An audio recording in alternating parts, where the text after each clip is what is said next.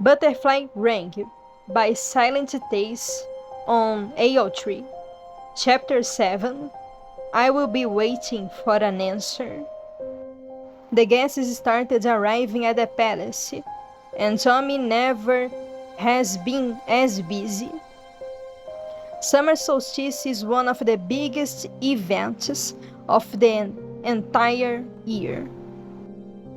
Annually, apart from the nobles in the empire itself, delegations from neighboring countries are invited to take part in the celebrations, including a few royals, with all the advisors, secretaries, servants, and other close subordinates.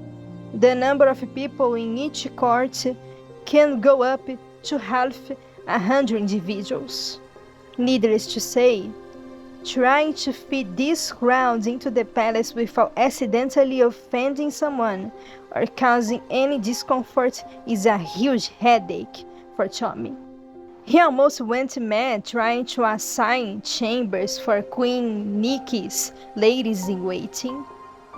One of these days, Tommy works in his office when a secretary comes bowing and puts something on his desk. Dimply, his gaze focusing on a white envelope. It smells of roses, and the handwriting is too familiar for him not to recognize. All neat lines and an occasional tiny thrill. Before Tommy knows it, he is already opening the envelope and carefully pulling out the letter inside. I will be home tomorrow. One line, 4 words. But to Tommy, they feel like everything. Techno's coming. Techno will be home. His mind cheers. He feels like bouncing back and forth on his feet from excitement, until he remembers where he is, and that his secretary's eyes are still on him. Tommy presses his lips in a thin line. Thank you for delivering me the pleasant news. Hours have been ticking by very slowly since then. Suddenly, all these months Tommy and Techno spent apart turned into nothing in comparison with a single day. Fortunately, or not so, the Crown Prince has too much work to think about often. Even to his walk in the gardens the next noon, Tommy brings a pile of documents. In the end, all his efforts are in vain, because no matter how much he stares at them, pinned to a bench with random stones he found in the grass, the words continue to dance around the page and don't make any sense to his fog-clogged brain. 5 minutes. Tommy thinks, rubbing his eyelids. I can allow myself a quick break. If Tommy sat down, he would probably end up falling asleep for good. So, he finds a tree to lean against instead, closing his eyes and throwing his head back. He relishes in the feeling of sunlight gently brushing his skin. He doesn't get to enjoy his rest for more than a minute when his instincts suddenly burst, screaming that something is wrong.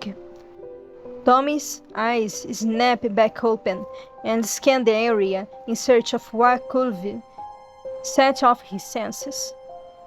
A bee lazily buzzes by, and a dry leaf crunches in his hands as he squeezes it subconsciously.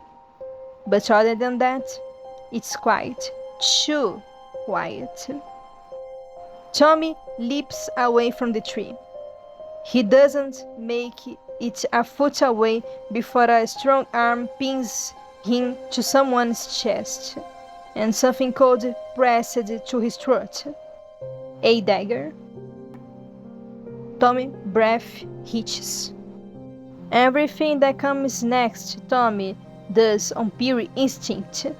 He grabs at the hand holding the blade and jerks it abruptly with all the force he can muster.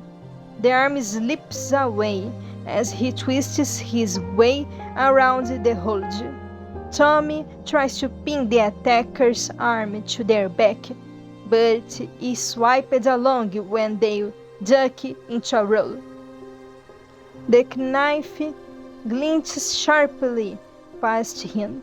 Tommy, still flying forward, grabs at his own belt, colors bursting in front of his eyes as they land, and he blindly throws his weapon forward. A strong hand grabs his wrist. When Tommy can finally see clearly, he finds himself on the ground. The knife in his hands inches away from the attacker's throat. His breathing is heavy. Adrenaline kicks in lately, burning his veins and speeding up his heart uselessly, while the other person's chest rises and falls in an even, calm rhythm. With the attacker's face so close to his own, Tommy can see each minuscule feature, despite the long shadow of a hood. And what he sees is not aggression, not fear, but a bizarre combination of curiosity and boredom, an expression that only one person in the world could bear. "You're dead," Tommy says. Unlike what most people think, Techno's eyes are not red, but a very light shade of blue, surrounded by a thin ring of darker color. Depending on the lighting, its tone can vary from pink to crimson. "Are you sure about that?" Techno says, as he raises a brow. His eyes have a dull purple glint. Tommy looks at his own chest. There, pressed perfectly between his two ribs, is a delicate thin stiletto. Techno holds it still, halted abruptly, a flick of a moment before it could plunge into his beating, living heart. That's one way to start their first conversation in almost half a year. Any other person would have panicked or started screaming by now. But all Tommy does is let his head fall back on the grass, silently admitting his defeat. Internally, Tommy is happy to see Techno. That is, not to get tossed around like a ragdoll, but it's an obligatory extension that comes with having General Technoblade as his older brother. There is an understandable concern rising within any country whenever twins are born into the ruling family. History has shown that the closer siblings are, the bloodier they're going to fight for the throne. Power struggles rarely end well. While the heirs are busy trying to tear each other's throats, they fail to notice how the country goes up in crimson flames. Tommy's older brothers were spared from that fate. Techno never showed any interest towards politics and diplomacy, and practically any part of a prince's daily routine, while Wilbur eagerly participated in every social event held in the palace. Techno was ready to lock himself in a tower and throw the key out of the window if it meant he wouldn't have to talk to another person in his life again. Between them two, it was obvious who Emperor Fusa chose as his heir. It wasn't until the twin princes started their physical training that Techno found his true talent. Talent is nothing without hard work, and no effort can compensate for lack of talent. Techno, however, has a scary amount of both. It'd be easier to move a mountain than to stop him when he decides on a new goal. Stubborn and competitive. It's like he breathes and lives with a single purpose: to conquer, to improve, and to perfect. The stiletto pressing into his ribs disappears. Tommy didn't even blink, and Techno already hid it away to where? His sleeve, belt, boot? Tommy wouldn't know. If he had to place a bet, he'd say that there are 3 different weapons hiding somewhere on Techno's body. That's unfair, Tommy says, sheathing his own weapon. Techno straightens up and offers Tommy a hand. The problem isn't in your weapon, but in your reflexes. You're just too slow. If there will ever be another assassination attempt, you will be dead before you realize what attacked you. It's been 3 years, Tommy says. Majority of the countries on the continent have a certain symbol to represent them. For example, it's a dragon. For Kenoko Kingdom, a white rabbit. Historically, Antarctic Empire was associated with a blue-eyed crow. Ironic, isn't it? Looking upon the flapping flag, Techno squeezes 11-year-old Tommy's hand tighter. Read the rotting body now, and everybody else is a hungry crow.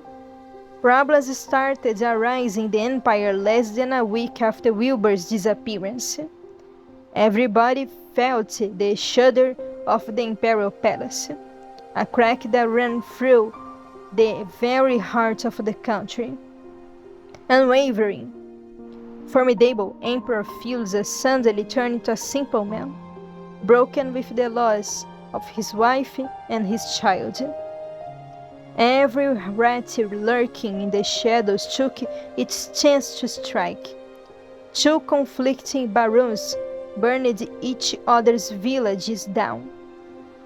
Other kingdoms challenged their rights for border territories, and bandits huddled up together in organized structures, terrorizing traders on smaller roads.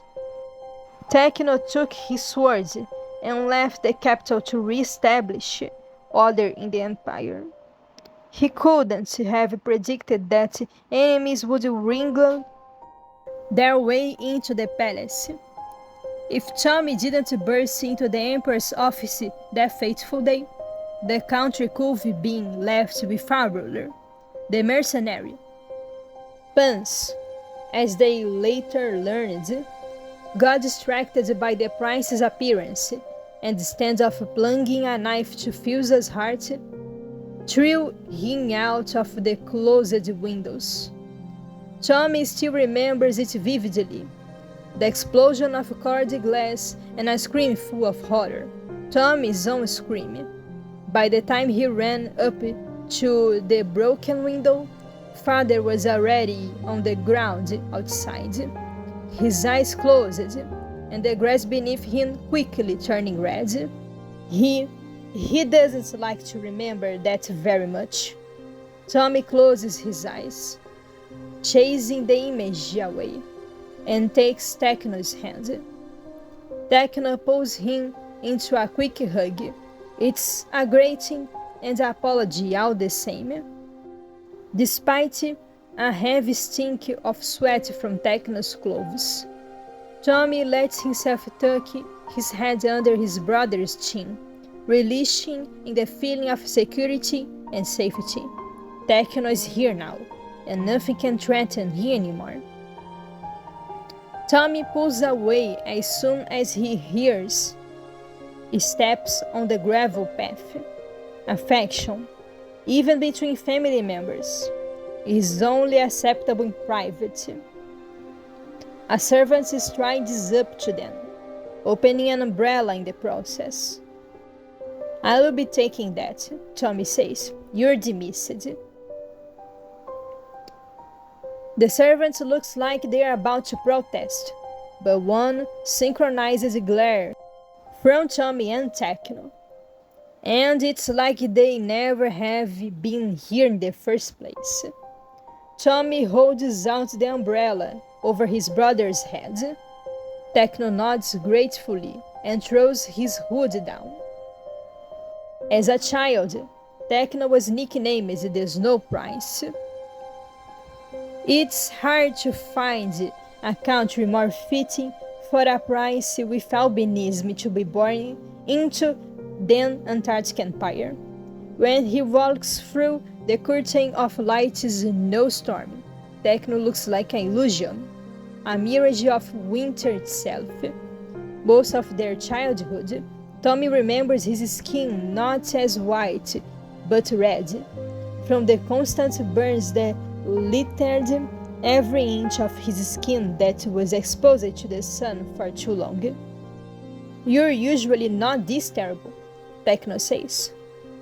Tommy winced, but coming from Techno, it can almost count as a compliment. How many hours of sleep did you get last night? 8. A lie. A very bold one at that. Tommy feels almost guilty as Techno eyes him critically. Tisius, I've seen corpses that look more alive than you do. I need a truthful answer. 5? Tommy tries. Tisius. Sometimes Tommy feels as though Techno came up with his name just for the sole purpose of scolding him like this. Fine. 3. Tommy sighs, rubbing the bridge of his nose. But I'm feeling okay. Besides, I wanted to talk to you about the state of border walls. Did you manage to... Techno sheathed sword swipes Tommy's legs from under him. He doesn't have the time to do as much as yelp as he loses balance and falls. Techno grabs Tommy's arm before he could hit the ground and yanks him back to his feet. No work talk for you until you get some rest, Techno declares, wrestling the umbrella out of Tommy's fingers. And that is final. Tommy sways, his head won't stop spinning. He takes a few deep breaths and wipes away the sweat from his forehead. I'm afraid that won't happen. The legacy from Saint is arriving in about an hour. I have to grade them personally. You do that, and I will go talk to father in the meantime. Techno hums. And as soon as you're finished, you will take a nap. Am I understood? Deal, Tommy says. Kingdom of Ensape is the second biggest country on the continent after the Antarctic Empire.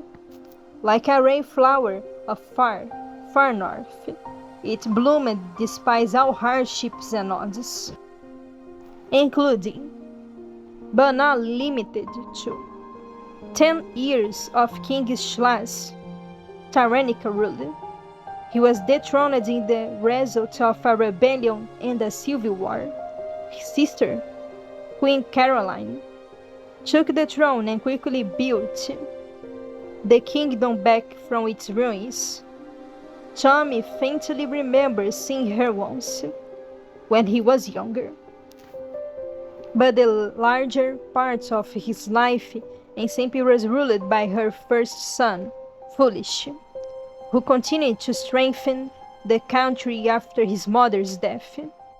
King Foolish wasn't married, and neither he had any children, meaning that his younger brother, Dreamy, is the next in line for the throne. This year will be the first time the crown prince of Ensemble visits the empire, as a procession of carriages and armored knights marches through the front gates of the palace. Tommy fidgets with a button of his shirt from nervousness and curiosity alike. Ensemble is a seaside country, with the third of his territory split between faraway islands.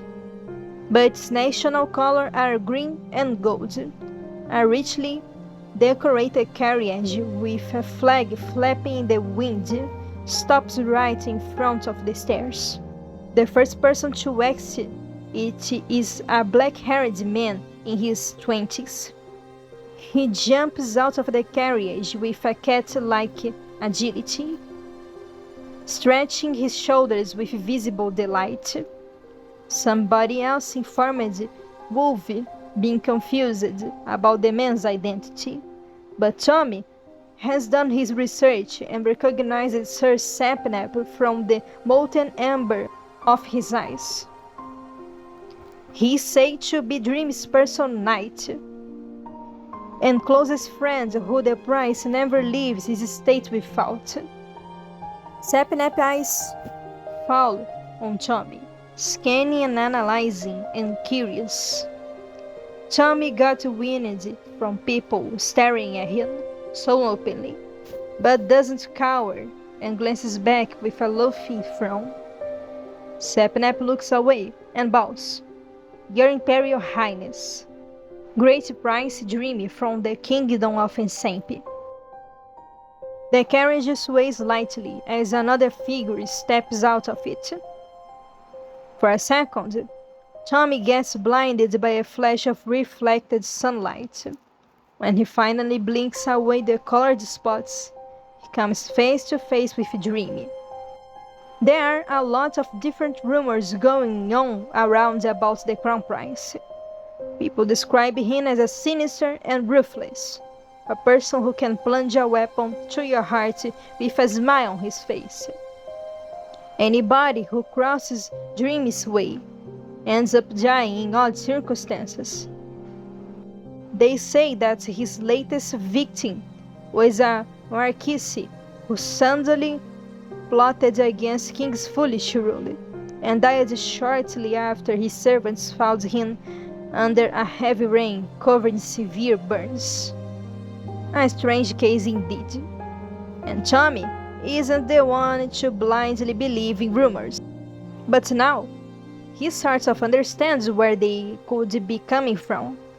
A mask stares at him, thin black curve of a smile drawn upon two dotty eyes, smooth and covering over Dream's entire face, sends a shiver down his spine. Tommy knew that the Crown Prince will come wearing a mask. It's a custom for members of the royal family of Ensemble, and King Foolish always had one on during his visits to the Empire.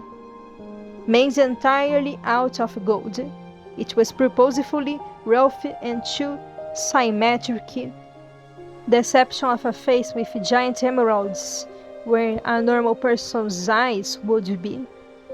Admittedly, Tommy expected Dream's mask to be as pompous, and the simplicity of a porcelain oval the prince wears had taken him by surprise. Nevertheless, he dips his head. "Prince Dreamy, it's a great honor of the Empire to welcome you to its land." "It's an honor to meet you as well, Prince Theseus," Dreamy says. His voice sounds clear and loud despite the mask. Tommy tries not to stare, keeping his gaze locked politely at around Dream's chin level. "I'm sure that you'll find the Imperial Palace to your liking. Now, let me show you the way to your chambers." Tommy spins around and walks up to the stairs. Prince Dream and his knight exchange a quick glance and follow him into the palace. Tommy mastered every single aspect of noble life except for small talk. He always manages to make it awkward, trying to fill uncomfortable silences with rapid rants about the first thing that comes to his mind. While Empress was still alive, it was considered endearing, but after that, the nobles made it more than clear that his habit is annoying. Nowadays, Tommy prefers not to open his mouth at all, only passively agreeing or nodding when other people talk, unless a discussion is called for. He and Dream briefly exchanged a few words about the current state of trades between the Antarctic Empire and Ensempe, but after that, it's almost utter silence, interrupted only by the sound of their steps. Tommy leads them to the very doors of guest chambers when Tubo suddenly appears, rounding the corner. Your Highness! Dream and Sapnap's faces snap to Tubo, with both men's rich clothing, green and gold, and a mask on Dream's face. It's nearly impossible not to guess who they could be. Tubo freezes and bends in halfway. Please forgive me for interrupting, Your Highness. What's the matter? Tommy asks, not with a tone of annoyance. Tubo straightens up and, keeping his head down, throws him a timid glance. His Majesty wants to see you in his office. Tommy's heart skips a beat. The only reason he refrains from letting out an alarmed "Why?" is the fact that the Prince of Ensempe is still standing there, listening to their exchange with his head tilted like a curious bird. I believe that we can find our way from here, Dream says, gesturing to the door. Thank you for your help, Prince Theseus. Please, enjoy your rest before the solstice ceremony, Tommy replies, relieved. As soon as Tommy disappears from Prince Dream's view, any thoughts that he might have had vanished all at once. Tubo barely can keep up with him as he strides along the corridor, with worry worming its way into his guts. It's been almost a week since their argument in the gardens, and Tommy hasn't been hearing anything from his father at all. Usually, the Emperor was firmly set on having both his sons and grandson join together at a table at least twice a week. The sentiment of family dinners was long lost for Tommy. It's fine if it's just him and Fundy, chanting and jokingly tossing a grape or two at each other. But under Wilbur's hot gaze, the sound of a finger tapping on a glass pounding on his temples. No. Tommy doesn't feel comfortable turning his back on Wilbur, let alone relax in his presence. If it came down to a fight between two brothers, he wouldn't want Fundy to get caught in the crossfire. This week, Tommy wasn't called to any of the meals, however, and he doesn't feel even slightly relieved about it, especially when Tubo tells him that Rambo dines either with Wilbur or the Emperor every day. The Emperor is busy discussing something with his secretary when Tommy enters.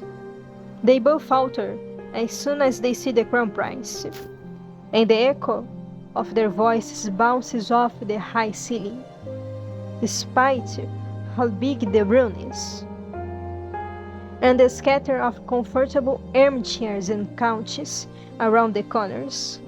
Tommy feels like the walls are about to close on him at any moment. It's as if he is 11 all over again, unsure and small and terribly out of place, wherever he goes. His hand stays on the door handle a little longer. Cold metal under his fingers grounds him as his heartbeat spikes up. "Did you call me, Your Majesty?" he says. The Emperor flicks his hand, and the secretary shuffles away wordlessly. The sound of the door clicking shut almost has Tommy sighing from envy. What wouldn't he do to be in that man's place? He forces himself to walk up to his father and freezes in front of his desk, head ducked. It's not polite to look into the Emperor's eyes, but more so it's simply scary. "How are our guests? Did everything go smoothly?" the Emperor asks.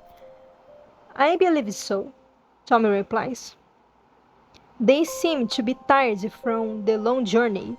I showed Prince Dream the way to his chambers." "Good," the Emperor says. "His praise, as small as it is a precious gem that Tommy stores away carefully. I believe you understand how important these guests are." Tommy feels tension melting away from his muscles as he nods to the Emperor's words. He was called to discuss business and nothing more. Tommy was afraid that his father would bring up Rambo again, afraid of emotions that are too strong for him to simply shove into a corner and forget about. But this is something that he can deal with. Prince Dream is said not to leave his home very often.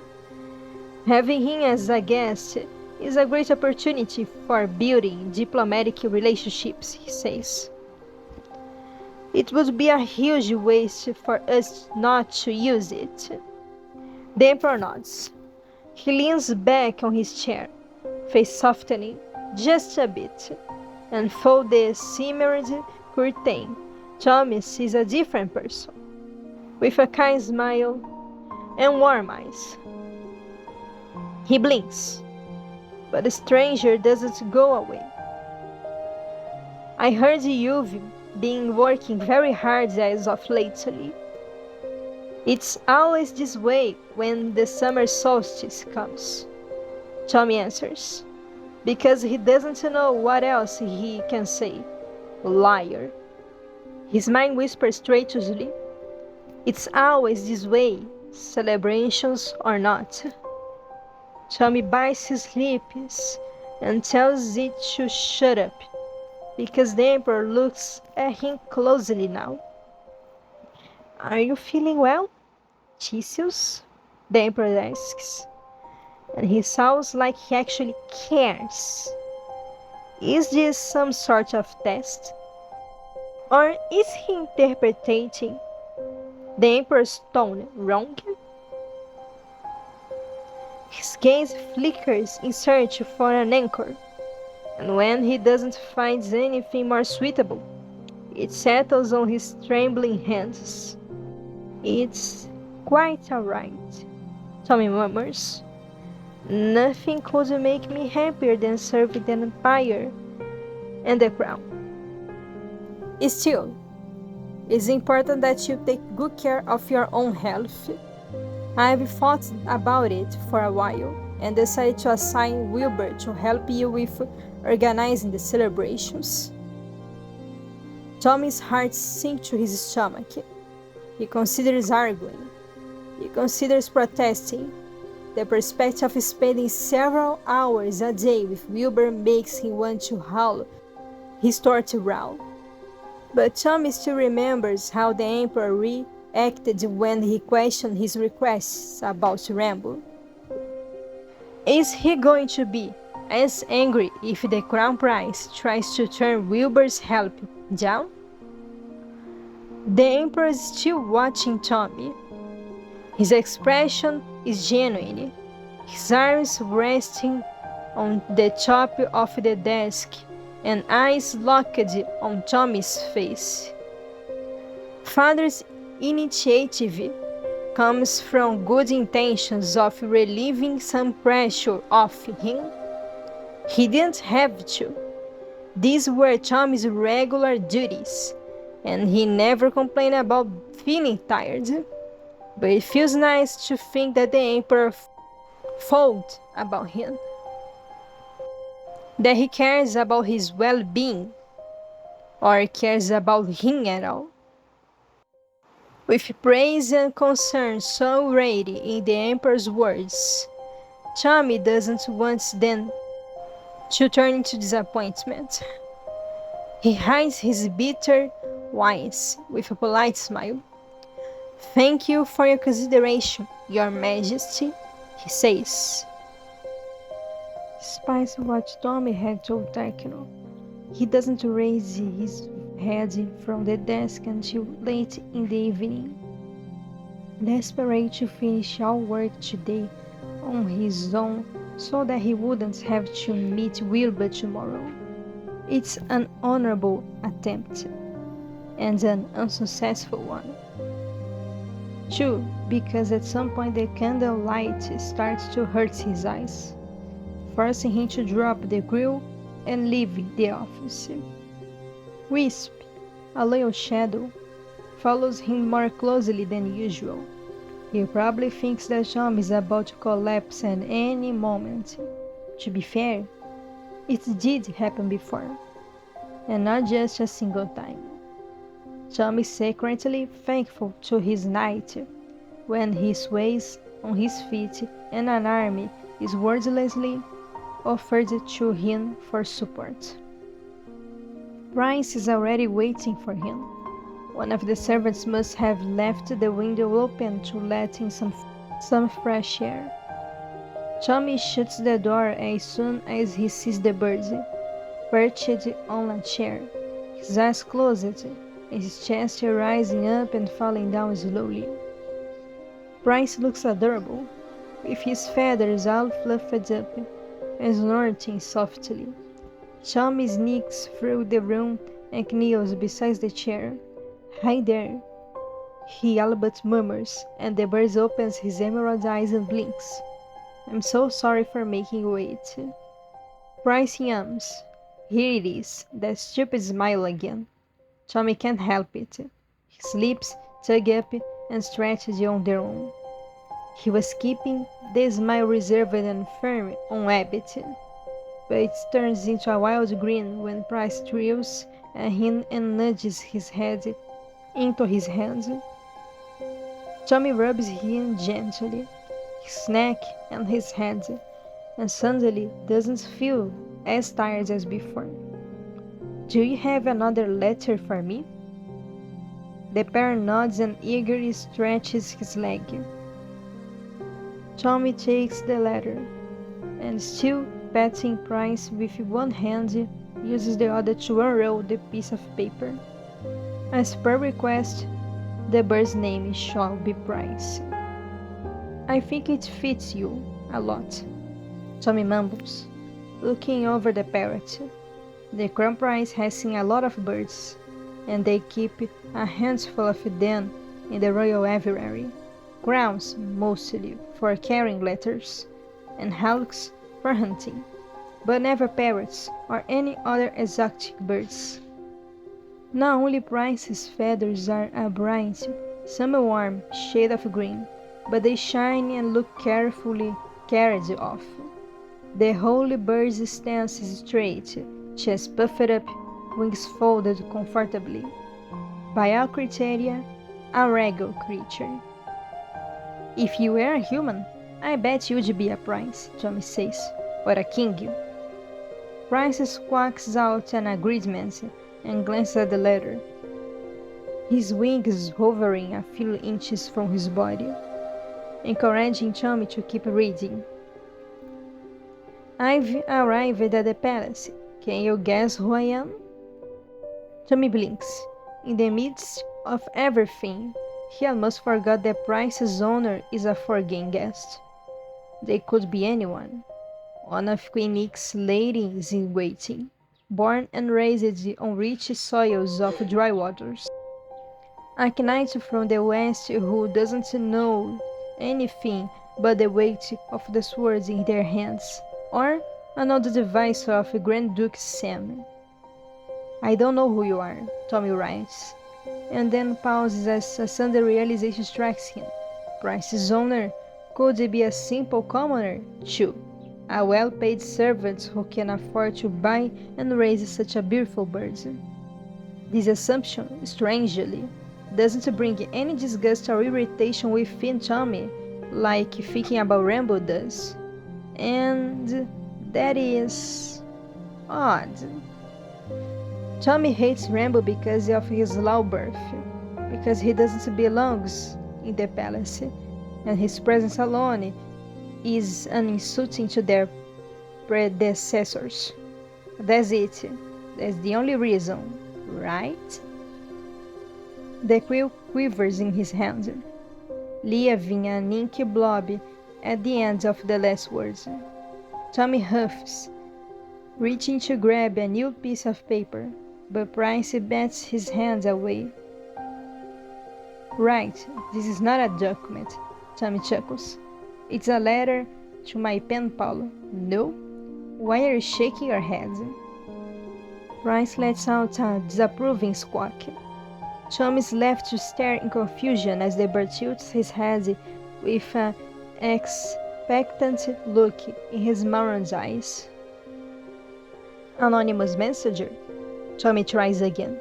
My faceless acquaintance, or my letter friend, perhaps? Price nods eagerly, flapping his wings.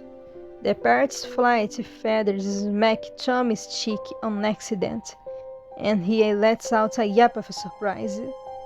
Price freezes instantly, eyes wide and apologetic, and Tommy bursts out laughing. Whoever raised a bird this smart and pathetic can't be a bad person.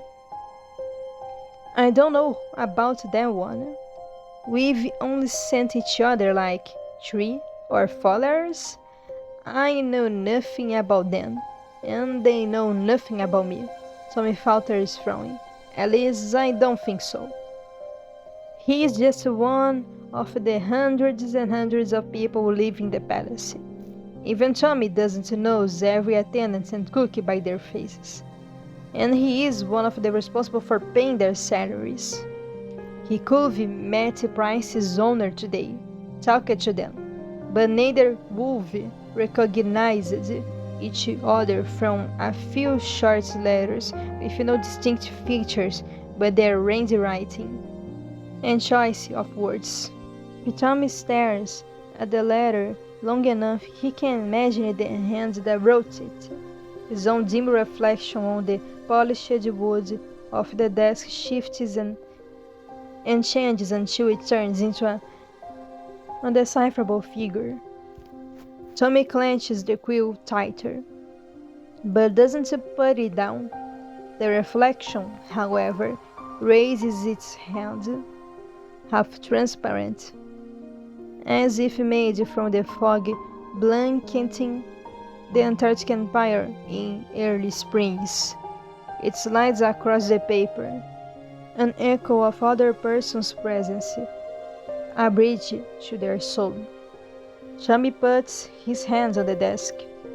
The stranger pauses, putting the quill aside, and presses his fingers against his. A shudder runs through Tommy's body, and he recoils, thrown out of his strange trance. Price bumps his head into his hands. Sorry, I'm feeling a bit floaty today.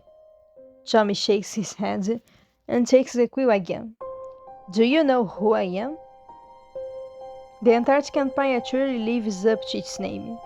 Even Dream's feathers are not enough to shield him from the evening chill as he glides. If this is how the capital is in the summers, he doesn't even want to think about how cold the northernmost parts of the empire can get in the winters. Dreamy hits the floor of his chambers, shifting into a human form. and instantly regrets not letting straight into the bed. Fuck, he grits out. It's freezing! He could be turned into a wolf, or a fox, or into whatever animal has fur thick enough to keep him warm, but shifting takes a lot of energy, and he is already feeling terribly sleepy. Sapnap peeks in. He throws one look at his shivering form, and not even in the slightest surprise, tosses him a pile of clothes. You went to the Imperial Price again. Sapnap leans his back against the wall, arms crossed, while Dreamy pulls his shirt on. Both of his best friends know that he's exchanging letters with Princess. Sapnap took it lightly, but George didn't approve of the idea. You're playing a dangerous game, he says back in the insane pit. If someone suspects you, all of our plans will be doomed. Good thing that George had business to attend to in Kinoko Kingdom, or otherwise Dreamy wouldn't hear the end of his complaints. I need to make sure that the kid is alright, Dreamy says. The Imperial Price? Sapnap glares at him incredulously. And Dream nods. Hold on, are we sure that we're talking about the same person? The question is not reasonable. First time meeting Theseus as a human and not a bird made Dream wonder if the Crown Prince has a secret ring he swapped places with. Theseus he saw today was exactly how rumors described him to be: cold, indifferent, interested in nothing but state affairs. Perhaps the only thing that people got wrong was the shade of his eyes. Dream didn't see the ice that tears right through your soul, or summer storm at the seas. They just looked dim. A stroke of cheap lazuli shimmered over a grey background. Too concentrated and dazed at the same time. Prince Theseus is impressively good at putting up a facade. Dream picks up his mask, left discarded on the nightstand. Quieter, he adds. I wonder how much longer it will last. The thing that first pushed Dream to look for Prince Theseus was curiosity. Rumors that go around about the heir of the Antarctic Empire are almost as ridiculous as those about him. And he wanted to see what the prince is like for himself. Dream was ready for anything. A spoiled brat, pampered by life in luxury, a power-hungry tyrant, building a staircase of heads to the throne, or a puppet on strings connected to Emperor or his close circle. What Dream certainly didn't expect was to find a lost, abandoned child crying in a garden full of rotting flowers. Something is going terribly wrong with that kid, and Dream would be damned if he didn't try to interfere.